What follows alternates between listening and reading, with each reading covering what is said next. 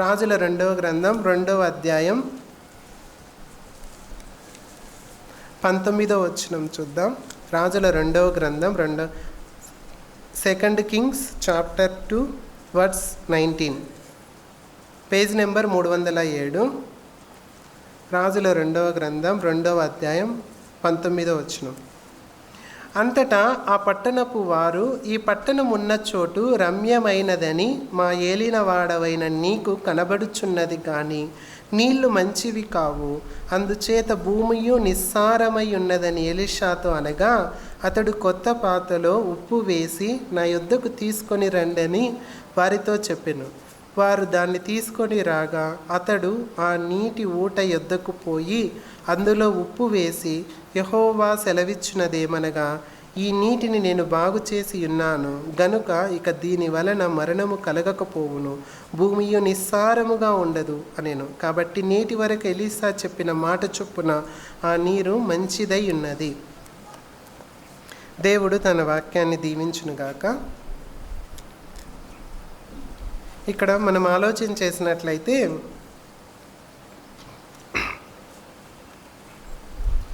ఏలియా పరలోకానికి ఆరోహణమై వెళ్ళిపోయిన తర్వాత ఎలీషాను దేవుడు ఏర్పరుచుకుంటాడు. ఎలీషా అడిగింది ఒక్కటే ఏలియా వెళ్ళేటప్పుడు. ఏంటి ఆయన అడిగింది? ఏం కావాలన్నాడు? 2 అంతల ఆత్మ, అంటే 2 అంతల ఆశీర్వాదం కావాలి నీ నుంచి అంటాడు. అప్పుడు ఏలియా ఏమంటాడు? అది నా చేతుల్లో లేదు అంటాడు. ఆ తర్వాత ఏం జరిగింది అంటే, దేవుడు ఆశగల ప్రాణాన్ని తృప్తిపరుస్తాడు అనేదానికి ఎలీషాని ఉదాహరణ. మనం చూస్తే ఎలీషా ఏదైతే కావాలని కోరుకున్నాడో దేవుడు అది ఎలీషాకు దయచేశాడు. ఏలియా చేసిన అద్భుతాల కన్నా ఎలీషా చేసిన అద్భుతాలే 2 ఉన్నాయి. ఎలీషా తన జీవిత కాలంలో ఏ ప్రాంతాలకు వెళ్ళాడో అక్కడ అనేక మందిని బ్రతికించడము, పిల్లలు లేనటువంటి ఆమె శూనేమిరాలకు ఆశీర్వదించడం, ఈ విధంగా మనం వస్తూ ఉన్నాం. ఆ క్రమంలోనే ఎలీషా ఒక ప్రాంతానికి వెళ్ళినప్పుడు, ఆ ప్రాంతం పేరు ఏంది అది? 18వ వచనం చూద్దాం. వారు యెరికో పట్టణం ముందు ఆగి ఉన్న ఎలీషా యొద్దకు తిరిగి రాగా అతడు వెళ్ళవద్దని నేను మీతో చెప్పలేదా అని వారితో అనెను. ఏ పట్టణం అది? యెరికో పట్టణం. ఆ యెరికో పట్టణం దగ్గరికి వచ్చినప్పుడు అక్కడ కూడా ఎలీషా ఒక అద్భుతాన్ని చేస్తూ ఉన్నాడు. ఇక్కడ మనం చూసినట్లయితే ఇందులో నుంచి ఒక 7 పాయింట్స్ నోట్ చేసుకొని మనం ముగించుకుందాం. అక్కడ ఏముందంట? యెరికో పట్టణం ఉంది. ఆ పట్టణం ఉన్న చోట ఎలా ఉంది? రమ్యమైనదని మా ఏలినవాడు నీకు కనబడుచున్నది. అది చూడడానికి ఏ విధంగా కనిపిస్తూ ఉంది? రమ్యముగా కనిపిస్తూ ఉంది. కానీ దాని లోపల నీళ్ళు అయితే ఏ విధంగా ఉన్నాయి? ఉప్పు నీళ్ళు, అంటే నీళ్ళు సరిగా లేవు, భూమి కూడా నిస్సారమై ఉన్నట్లుగా మనం చూస్తూ ఉన్నాం. చూడ్డానికేమో రమ్యముగా ఉంది, కానీ బ్రతకడానికి మాత్రం ఏ విధంగా ఉంది? కష్టంగా ఉంది. ఫస్ట్ పాయింట్ ఏంటి అంటే, కంటికేమో రమ్యముగా ఉంది కానీ కన్నీరే మిగిల్చినట్లుగా మనం చూస్తూ ఉన్నాం. కంటికి రమ్యముగా ఉంది కానీ కన్నీరే మిగిల్చినట్లుగా మనం చూస్తూ ఉన్నాం. చూడ్డానికేమో యెరికో పట్టణం చాలా సుందరంగా ఉంది, కానీ దాంట్లో నీటి వల్ల వాళ్ళు నీళ్లు త్రాగడానికి పోతున్నారు. భూమి నిస్సారమైంది. భూమి నిస్సారమైపోతే ఏమన్నా పంటలు పండుతాయా? ఏం పంటలు పండవు. కాబట్టి ఫస్ట్ పాయింట్ ఏంటంటే, చూడ్డానికి రమ్యముగా ఉన్న దాని వెనకాల బ్రతకడానికి కష్టంగా ఉన్నట్లుగా మనం చూస్తున్నాం. రమ్యముగా ఉన్నది అనగానే మనకు ఫస్ట్ గుర్తు రావాల్సిన వ్యక్తి ఎవరు? చెప్పండి. ఆదికాండంలోనే అన్నారు, హవ్వ. చూడ్డానికి రమ్యముగా ఉంది, చాలా సుందరంగా ఉందని ఆ పండుని ఇష్టపడుతుంది. ఆ పండుని ఇష్టపడంగానే ఏమవుతుంది? ఆ పండు తింటే ఏమవుతారని దేవుడు చెప్పాడు? మరణిస్తారని చెప్పాడు, చనిపోతారు అన్నాడు. ఆమె వరకు చనిపోయినా బాగుండు, కానీ ఆమె వల్ల ఏమైంది? అందరికీ మరణం వచ్చినట్లుగా చూస్తాం. రమ్యమైన దాని వెనకల ఏమున్నది? మరణం ఉన్నట్లుగా మనం చూస్తూ ఉన్నాం. ఇంకొక వ్యక్తి కూడా రమ్యముగా ఉంది, సుందరంగా ఉందని ఒక పట్టణాన్ని కోరుకుంటాడు. సొదొమ గొమొర్రా పట్టణాన్ని కోరుకున్నది ఎవరు? లోతు. అబ్రహాం పెడతాడు, నీకేది కావాలి అని 2 పట్టణాలను పెడతాడు. నీకేది కావాలనో అది తీసుకో అని చెప్తే ఏది తీసుకుంటాడు లోతు? సొదొమ గొమొర్ర. అది మంచి పట్టణమా లేకోకుంటే నిస్సారమైన పట్టణమా? మంచి పట్టణం, బాగుంది, చూడ్డానికి రమ్యముగా ఉంది, సుందరంగా ఉంది, చాలా పచ్చగా ఉంది అని సొదొమ గొమొర్ర పట్టణాన్ని కోరుకుంటాడు లోతు. ఆ తర్వాత జరిగిన పరిణామం ఏంటి మనందరికీ తెలుసు. అది చూడ్డానికి మాత్రం రమ్యముగా ఉంది, కానీ దాని లోపలంతా ఏమైపోయింది? అంత చెడుతో పాపముతో నిండిపోయినట్లుగా మనం చూస్తూ ఉన్నాం.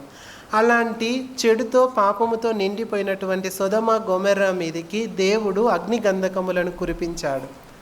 అగ్నిగంధకములను కురిపించిన తర్వాత ఏదైతే పచ్చగా కనిపించిందో లోతుకు, అదంతా ఇప్పుడు ఏమైపోయింది? మాడి మసైపోయింది. ఒకప్పుడు రమ్యముగా పనికొచ్చే విధంగా ఉన్నటువంటి ఆ ప్రాంతం అంతా ఇప్పుడు ఏమైపోయింది? బూడిదైపోయినట్లుగా మనం చూస్తూ ఉన్నాం.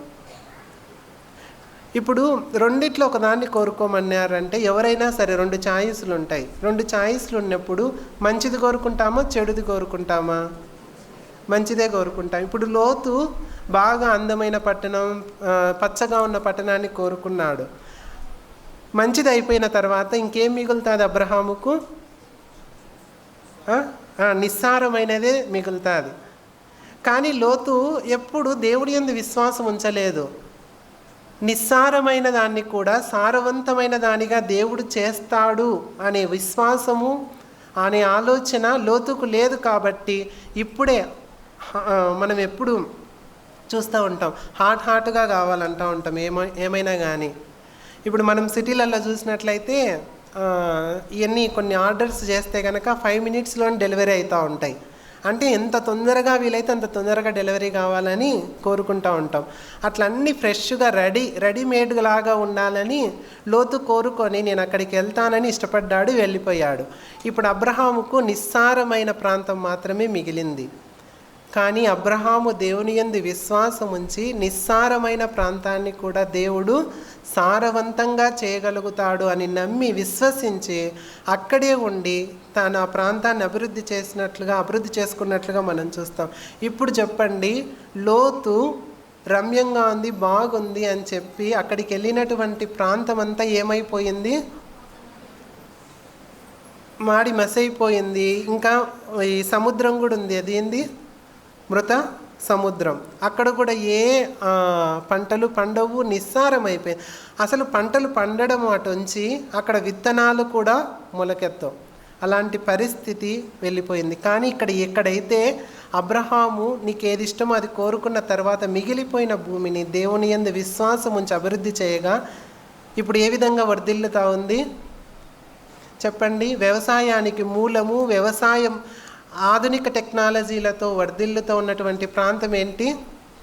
ఇజ్రాయేల్ దేశం. ఇప్పుడు మనం చూసినట్లయితే ప్రతి ఒక్కటి డ్రిప్ ఇరిగేషన్ కానీ ఇవన్నీ ఎక్కడి నుంచి మనకు వచ్చాయి అంటే ఇజ్రాయెల్ దేశం నుంచే. నిస్సారమైన ప్రాంతాన్ని కూడా దేవుడు వర్ధిల్లింపచేశాడు. అదే లోతు రమ్యంగా ఉంది అని చూచి దాని వెనకల దాగి ఉన్నటువంటి మరణాన్ని, దాని వెనకల దాగి ఉన్నటువంటి కన్నీటిని అంచనా వేయలేక ఏమైపోయినాడు చెప్పండి? మోయాబీలకు, అమ్మోనీయులను, ఒక శత్రు దేశాలను వారి నుంచి వచ్చినట్లుగా మనం చూస్తూ ఉన్నాం. కానీ అబ్రహాము ఏదైతే ఉన్నదో దాని మీదనే, దేవుని మీద ఆధారపడి ఒక సమర్థవంతంగా నిస్సారవంతమైన ప్రాంతాన్ని కూడా దేవుడు సారవంతంగా చేస్తాడు అని నమ్మి విశ్వసించి ఈనాడు అనేక మంది ప్రజలకు ఆదర్శంగా ఉన్నట్లుగా మనం చూస్తూ ఉన్నాం. మనం కూడా అంతే. ఏదో రమ్యంగా కనిపిస్తూ ఉంది, ఇప్పుడే చాలా అందంగా కనిపిస్తూ ఉంది ఈ ఉద్యోగం, కానీ ఏదైనా సరే అని వెంటనే దానిలోకి దూరిపోవడము, దాంట్లో కన్నీరు పాలు కావడం కాకోకుండా ఆగి ఆలోచించి దేవుడు నిస్సారవంతమైన దాన్ని కూడా సారవంతంగా చేస్తాడు అని నమ్మి దేవుని మీద ఆధారపడి మనం ముందుకెళ్తే మన జీవితాలు దేవుడు సారవంతంగా చేసేవాడుగా ఉన్నాడు.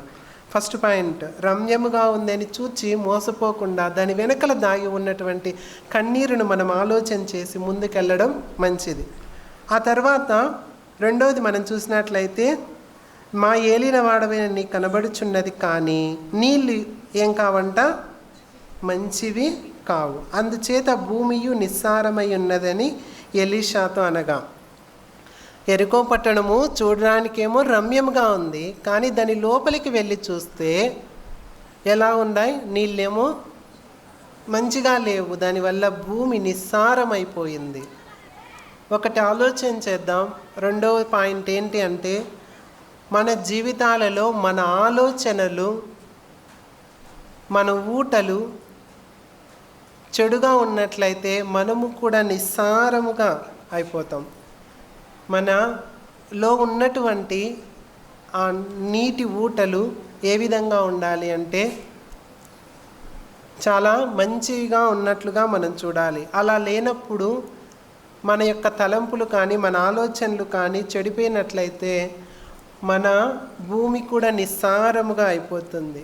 మనం అనుకోవచ్చు, చెడు తలంపులు, చెడు ఆలోచనలు, ఏవైనా చెడు ఉద్దేశాలు రాకోకుండా ఉంటాయా అనొచ్చు. ఖచ్చితంగా వస్తాయి, మన మనుషులం కాబట్టి. ఒక వ్యక్తి ఇలా అన్నాడు, ఏంటంటే మన యొక్క తల మీద నుంచి అనేక పక్షులను వెళ్ళిపోనియచ్చు, కానీ మన తల మీద నుంచి అనేక పక్షులు వెళ్తూ ఉంటాయి మనం బయట నడిచేటప్పుడు కానీ మనం బయట ఉన్నప్పుడు కానీ. అవే పక్షులు వచ్చి మన యొక్క తల మీద గూడు పెట్టుకొని కాపురం చేసే విధంగా అయితే మనం చేసుకోం. ఏం చేస్తాం, అవి కాకుల దగ్గరికి వస్తానే తోలుతూ ఉంటాం. అట్లనే వెంటనే చెడు ఆలోచనలు, తలంపులు, ఏవైనా చెడు ఉద్దేశాలు వస్తూ ఉంటాయి. కానీ వచ్చినప్పుడు వాటిని అలానే ఉన్నించుకొని గూడు కట్టుకొని అవి పిల్లలు లేపే విధంగా చేస్తూ ఉన్నామా, లేదు అంటే అవి వచ్చిన వెంటనే తోలే వారంగా ఉండామా అనేది మనము సెల్ఫ్ చెక్ చేసుకోవాలి. లేదు అంటే ఏమైపోతుంది, అక్కడ నీళ్ళు మంచివి కాదు కాబట్టి ఏమైపోయింది, అక్కడ ఉన్నటువంటి భూమి అంతా నిస్సారమైపోయింది. మనము కూడా అలాంటి ఆలోచనలతో జీవిస్తే మన బ్రతుకులు కూడా నిస్సారమైపోతాయి, మన జీవితాలు నిస్సారమవుతాయి, మన సంఘాలు నిస్సారమైపోతాయి. కాబట్టి అలా కాకోకుండా దేవుని ఆలోచనలతో ముందుకెళ్తే మనము క్షేమంగా ఉంటాం. మూడవది చూడండి, ఆ తర్వాత వాళ్ళ యొక్క ఇబ్బంది చెప్పారు, వారి అవిధేయత చెప్పారు. ఏంటి, రమ్యంగా ఉండాం, చూడ్డానికేమో బాగుండాం, పట్టణం బాగుంది, లోపల చూస్తే అంతా మురికే, అంతా నిస్సారమే. మనం కూడా చూస్తాం, అతి శ్రేష్టంగా పుట్టించాడు దేవుడు ఒక పండును. ఏం పండు అది చెప్పండి?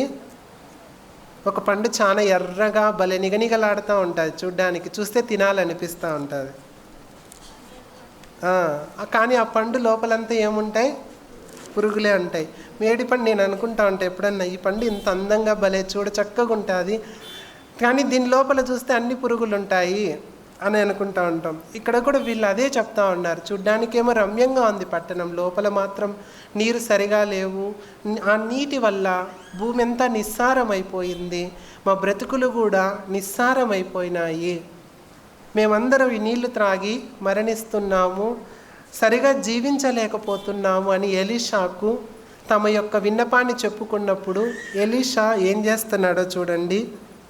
అతడు 20వ వచనంలో, అతడు కొత్త పాత్రలో ఉప్పు వేసి నా యుద్ధకు తీసుకురండి అని వారితో చెప్పెను. మూడవది ఏం చేయాలి, ఏం తీసుకురావాలి మనమందరం?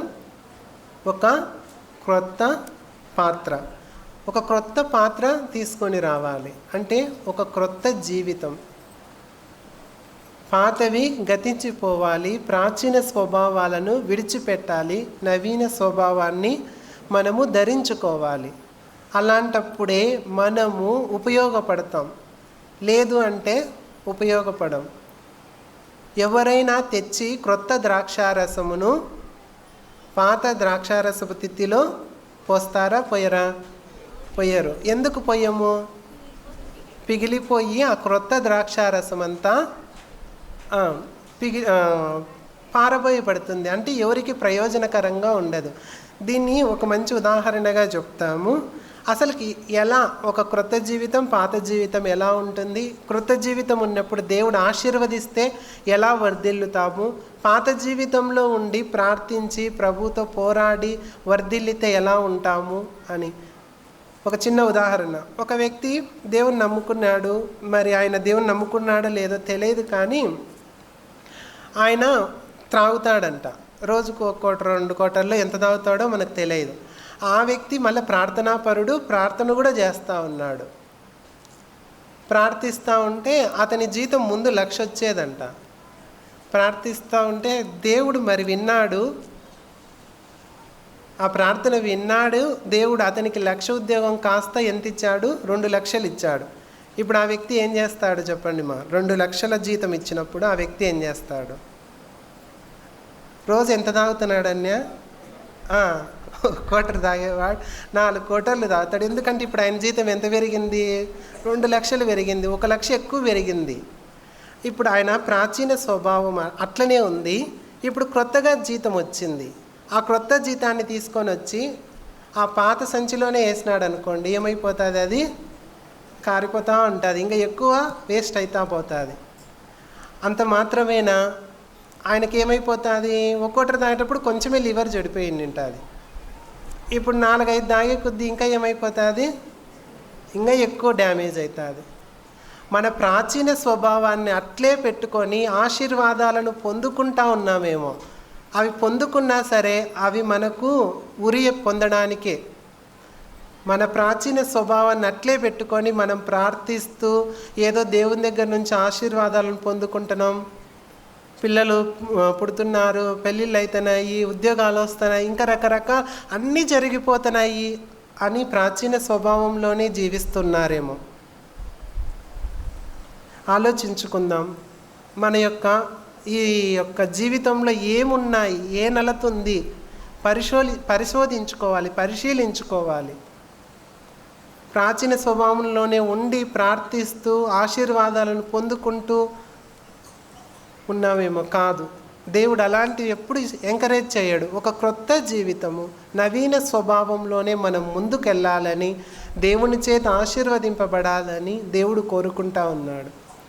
నవీన స్వభావంలోకి రండి, వచ్చి దేవుని కార్యాలను చూడాలని దేవుడు ఆశపడతా ఉన్నాడు. ఒక క్రొత్త పాత్రను తెమ్మంటున్నాడు. పాత పాత్రలు ఇష్టం లేదు దేవునికి. ఒక కొత్త పాత్ర. ఏ విధంగా కొత్త పాత్రలు తయారవుతాయి చూడండి. మోషేని మనం చూసినట్లయితే, మోషే ఐగుప్తులో ఉన్నప్పుడే వాళ్ళ ప్రజలందరినీ విడిపించచ్చు. అప్పటికే వాళ్ళ ప్రజలంటే మోషేకి కొంచెం ప్రేమ ఉంది, వారి కోసమే కదా చంపింది. కానీ దేవుడు ఏం చేసినాడు? ఆ మోషేని 40 సంవత్సరాలు అరణ్యంలో తర్ఫీదు ఇచ్చినట్లుగా మనం చూస్తూ ఉన్నాం. ఎందుకు అంటే మోషే ఎలాంటి వాడు? మామూలుగా మనం చూసినట్లయితే చెప్పండి, దేవుడు పేరు పెట్టకముందు ఎలాంటి వాడు మోషే? కోపిష్టి, కోపం ఎక్కువ కదా. కోపం వల్లనే కదా వెంటనే ఆయన చంపేసి ఇసుకలో పాతి పెట్టేస్తాడు. అలాంటి మోషే దేవుని దృష్టిలో ఎలాంటి వాడైనాడు? మిక్కిలి సాత్వికుడు. సాత్వికుడు కాదు, మిక్కిలి సాత్వికుడు. దేవుడు ఆ విధంగా కోరుకుంటాడు. పాత స్వభావాన్ని, ప్రాచీన స్వభావాన్ని విడిచిపెట్టి ఒక కొత్త పాత్రగా దేవుడు మారుస్తూ ఉన్నాడు మోషేని. అక్కడి వరకు విడిచిపెట్టిన తర్వాత మోషే తర్ఫీదు అన్ని పొందిన తర్వాత ఒక కొత్త పాత్రగా మళ్ళీ ఐగుప్తు దేశంలోనికి అడుగుపెట్టి, ఆ తర్వాత ఎంతమంది ఎన్నిసార్లు సనగలేదు, ఎన్నిసార్లు ఆయన్ను బాధ పెట్టలేదు, అయినా కూడా సాత్వికంతో వాళ్ళకి సమాధానం చెప్తూనే వచ్చాడు. కానీ అంత తొందరగా కోపపడిన వ్యక్తిగా లేడు. ఒక్కొక్క సమయంలో దేవుడికే కోపం వచ్చినప్పుడు కూడా, దేవా వద్దు, ఆ శిక్ష నా మీద వెయ్యి, వద్దు వాళ్ళని చంపొద్దని కూడా దేవుణ్ణి వేడుకున్నట్లుగా మనం చూస్తున్నాం. ఆ విధంగా కొత్త పాత్రల్లాగా మనం తయారైతే దేవుడు మన నుంచి ఎన్నో ఆశీర్వాద కార్యాలను జరిగించేవాడుగా ఉన్నాడు. ఆ కొత్త పాత్రను తీసుకొని రావాలి. ఆ కొత్త పాత్రలు మనమే. దాంట్లో ఉప్పు వేయాలి. ఉప్పు మనం రకరకాల వాటికి సాదృశ్యంగా చూస్తూ ఉంటాం. చెప్పండి, ఉప్పు మనం వాక్యానికి సాదృశ్యంగా చూస్తూ ఉంటాం. ఉప్పు ఏం చేస్తుంది? ఉప్పు రుచిని ఇస్తుంది, శుచిని ఇస్తుంది, సంరక్షణని ఇస్తుంది, అన్నిటినీ ఇస్తుంది. మనం ఇప్పుడు ఎండలకాలం కాబట్టి ప్రతి ఒక్కరు ఏం చేస్తూ ఉంటాం? ఊరగాయలు చేస్తూ ఉంటారు, ఆవకాయలు చేసుకుంటూ ఉంటారు. ఇప్పుడు నేను మామిడి పండ్లు కట్ చేసిన, నూనె వేసిన, కారం వేసిన, అన్నీ వేసిన, చూడ్డానికి ఎలా ఉంటుంది? అది చూడ్డానికేం బాగుంటుంది. ఎందుకంటే దాంట్లో రంగు కనిపిస్తూ ఉంది, ఆయిల్ కనిపిస్తూ ఉంది, ఎర్రగా కనిపిస్తూ ఉంది, అన్నీ కనిపిస్తున్నాయి. కానీ దాంట్లో ఏం తక్కువైంది? ఉప్పు తక్కువైంది. ఉప్పు అసలు వేయలేదు. దాన్ని మూట కట్టి పక్కన పెట్టేసేయండి. మళ్ళీ 1 నెల తర్వాత చూడండి ఏమవుతుంది? వాసన వస్తుంది, బూజు పట్టేసింది ఉంటుంది. కానీ ఉప్పు అనేది కనిపిస్తుందా దాంట్లో ఉందా లేదా అని మనం వేసినా వేయకోకుండా కనిపించడం లేదు. ఓన్లీ మనకేం కనిపిస్తూ ఉంది? ఆ నూనె, దాంట్లో వేసిన అది ఏంటి కారం పొడి, ఆ రెండే కనిపిస్తున్నాయి. కానీ ఉప్పు అనేది కనిపించలే. కానీ ఉప్పు వేస్తేనే అది సంరక్షణగా ఉంటుంది. ఉప్పు వేస్తేనే అది చాలా రోజులు నిల్వ ఉంటుంది, పాడవకుండా ఉంటుంది. ఉప్పు అనేది కనపడకోకుండానే కార్యం చేస్తూ ఉంది. అలానే మన జీవితాలలో కూడా వాక్యాన్ని ఎంత ఎక్కువ వీలైతే అంత ఎక్కువగా మన హృదయాల్లో స్టోర్ చేసుకోవాలి. ఈ క్రొత్త పాత్రలో, క్రొత్త జీవితంలో, క్రొత్త హృదయంలో వాక్యాన్ని ఎంతైతే మనం స్టోర్ చేసుకుంటూ ఉంటామో ఆ వాక్యం మనల్ని ఏం చేస్తూ ఉంటుంది అంటే పాడవకోకుండా చేస్తుంది. అంటే ఒక ఆవకాయ ఊరగాయని ఏ విధంగా అయితే పాడవకోకుండా ఎక్కువ సంవత్సరాలు కాపాడుతుందో పాడవకుండా చేస్తుంది, పాడైన దాన్ని రుచిగా కూడా చేస్తుంది. మనం అన్నీ వేసి చూడు, నన్ను వేసి చూడు అంటుంది. పాడైన దాన్ని మంచిగా చేస్తుంది, పాడవకోకుండా కూడా చేస్తుంది. 2 రకాలుగా చేస్తుంది. పాడవకోకుండా చేస్తుంది, పాడైన దాన్ని బాగా కూడా చేస్తుంది. కాబట్టి ఏది అట్లా బాగా చేస్తుంది అంటే దేవుని వాక్యమే మన జీవితాల్లో ఉండి మనల్ని నడిపిస్తూ ఉంటే మనం పాడవకోకుండా ఉంటాం. పాడైన స్థితిలో ఉన్నా సరే దేవుడు మనల్ని బాగుగా చేస్తాడు. కొత్త పాత్ర, ఆ కొత్త పాత్రలో ఉప్పు, ఆ ఉప్పు తీసుకొని ఆయన యొద్దకు రావాలంట, ఎలీషా వద్దకు. ఆ ఎలీషా వద్దకు వచ్చినప్పుడు ఆయన ఆ ఉప్పును తీసుకొని ఎక్కడ వేస్తున్నాడు చూడండి, నీటి ఊట వద్దకు పోయి అందులో ఉప్పు వేసి, నీటి ఊట వద్ద ఉప్పు వేస్తూ ఉన్నాడు. ఎక్కడ వేయాలి? నేల మీద చల్లలేదు ఆయన, నీటి ఊట వద్ద మాత్రమే వేస్తున్నాడు. నీటి ఊట వద్ద అంటే ఎక్కడైతే, ఏ మూల వద్ద అయితే ఆ నీరు నిస్సారముగా తయారయ్యి బయటికి వస్తూ ఉందో ఆ మూలాన్ని కనుక్కుంటా ఉన్నాడు. ఆ మూలాన్ని కనుక్కొని ఆ మూలం దగ్గరే ఉప్పు వేస్తూ ఉన్నట్లుగా మనం చూస్తున్నాం.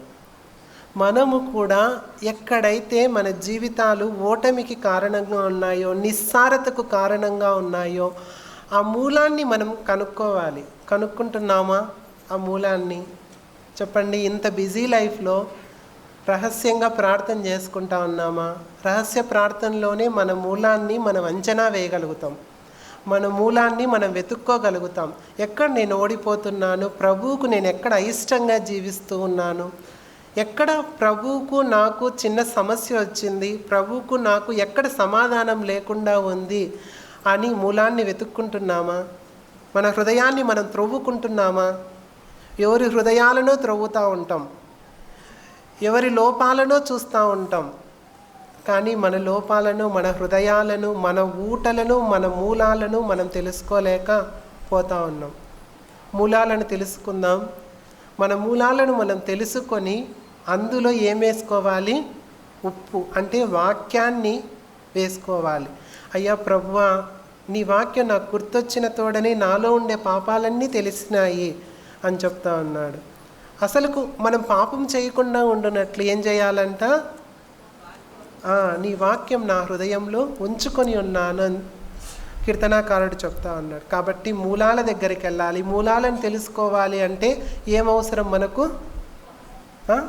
వాక్యం కాదమ్మా, ప్రార్థన అవసరం. ప్రార్థనలోనే దేవుడు బయలుపరుస్తాడు, వాక్యంతో కూడా దేవుడు మాట్లాడతాడు. ఆయన కనపడడు కానీ వినబడతాడు. ఇందాక చెప్పినట్లు ఊరగాయలు అన్నీ కనపడుతున్నాయి కానీ కనిపించింది ఏంది? ఉప్పు. అలానే దేవుడు కార్యాలు కనిపిస్తూ ఉంటాయి, దేవుడు కనిపించడు. దేవుడు జస్ట్ వినిపిస్తాడు. ఆయన వాక్యం ద్వారా మనందరికీ వినిపింపజేస్తాడు. ఆ మూలాలను కనుక్కొని మూలాల దగ్గరికి వెళ్ళి ఉప్పు వేయాలి. అప్పుడు ఏమవుతుందో చూడండి.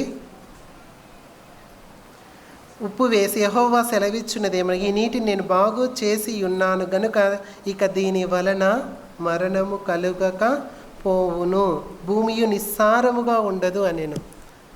ఇప్పుడు ఏం కలగదంట? ఇంకా మరణం అస్సలు ఉండదు, జీవమే ఉంటుంది. చూడండి, ఫస్ట్ రమ్యముగా ఉంది చూడ్డానికేమో, కానీ దాని వెనకల మరణం ఉంది, దాని వెనకల కష్టం ఉంది, కన్నీరు ఉంది, బాధ ఉంది. అలాంటి రమ్యమైన దానిలో నిస్సారమైన నీరు ప్రవహిస్తూ ఉన్నాయి, ఎవరికి ప్రయోజనం లేని నీరు ప్రవహిస్తూ ఉన్నాయి. అలాంటి వాటిని మనం ఏం చేయాలంటే, ఒక క్రొత్త జీవితంలో దేవుని వాక్యాన్ని కలిగి ఉండి, ఆ వాక్యముతో మనం మన మూలాలు ఎక్కడైతే ఉన్నాయో ఆ మూలాలను సరిచేసుకొని ముందుకెళ్ళినట్లయితే ఏముండదు, అక్కడ మరణం ఉండదు, ఎప్పుడు ఆశీర్వాదమే కలుగుతుంది. చూడండి, ఇంకా 22వ వచనంలో చూస్తే, కాబట్టి నేటి వరకు ఎలీషా చెప్పిన మాట చొప్పున నీరు ఏమై ఉన్నదంట? మంచిదై ఉన్నది, మంచిగా ఉంది ఆ నీరు. ఇప్పుడు మనం చూసినట్లయితే ఇప్పుడు చాలామంది వాడే వాటర్ ఏంటి? ఇంతవరకు కిన్లే, బిసిలరీ వాడుతూ ఉన్నారు. ఇప్పుడు ఎక్కువ ఏ వాటర్ వాడుతున్నారు? టాటా కాపర్ ప్లస్ అది వాడుతూ ఉన్నాం. అంతకన్నా శ్రేష్టమైన వాటరు ఇప్పటికీ ప్రవహిస్తూ ఉందంట ఇజ్రాయెల్ దేశం, అక్కడ ఈ ప్రాంతంలో. ఆ నీరు ఇప్పటికీ మంచిగా ఉందంట. దానిలో ఉన్నటువంటి లక్షణాలు, ప్రోటీన్స్, దాంట్లో ఉన్నటువంటి అన్ని మినరల్స్ అంత శ్రేష్టంగా ఉన్నాయంట. ఆ నీరు ఇప్పటికీ మంచిగా ఉంది. అది మనము ఈ విధంగా ప్రారంభించి రమ్యమైన దాని వైపు ఆశపడకుండా దేవుని చిత్తం వైపు చూస్తూ మన హృదయాలలో మంచిని ప్రవహింపచేస్తూ భూమిని నిస్సారముగా చేసుకుంటూ ఒక క్రొత్త జీవితంలో దేవుని వాక్యాన్ని నింపుకుంటూ ప్రాచీన స్వభావంలో ఉంటూ ఆశీర్వాదాలు పొందుకోవడం కాదు, కానీ క్రొత్త జీవితంలో మనము దేవుని వాక్యాన్ని నిబ్బరంగా కలిగి ఉండి మూలాలను కనుక్కొని అక్కడే మన జీవితాలను మోకరించి ప్రార్థించి మన లోపాలను సవరించుకొని ముందుకెళ్ళి వెళ్తే ఏముంటుంది? మనకు ఇంకా మరణం ఉండదు, ఎప్పుడు జీవం ఉంటుంది, మరణస్థితి అస్సలు ఉండదు. ఎందుకు నిర్జీవంగా నిస్సహాయంగా ఉన్నాము అంటే అదే కారణం. కాబట్టి అప్పటి నుంచి ఇంకా నీరు ఏ విధంగా మారిపోయిందంట? మంచిగా మారిపోయింది. ఆ విధంగా మనల్ని కూడా దేవుడు మార్చాడు. కాబట్టి ఆ విధంగా మనం కూడా ముందుకు వెళ్ళి దేవునికి ప్రీతికరంగా జీవించాలని దేవుడు ఆశపడుతూ ఉన్నాడు. దేవుడు తన వాక్యాన్ని దీవించును గాక. ఆమేన్.